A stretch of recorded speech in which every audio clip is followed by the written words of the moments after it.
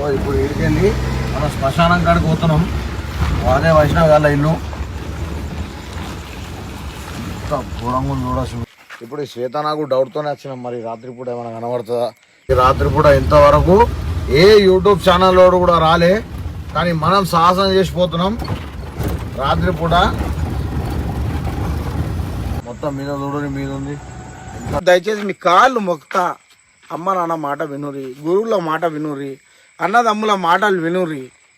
దయచేసి మోసపోగురి, మోసం చేసుకోరి అక్కలారా. ఉంటా, అర్థం చేసుకోరు, ఉంటా.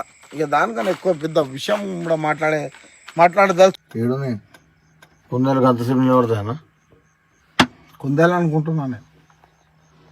ఎంత పెద్దగా ఉంటాయన్న కుందేలు చూడు. పోనీ దగ్గర స్టాడీ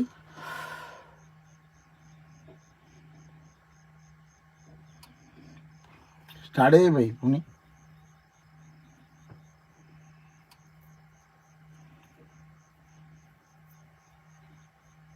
మా అన్నకేమో అవుతుంది. బాయ్, చల్.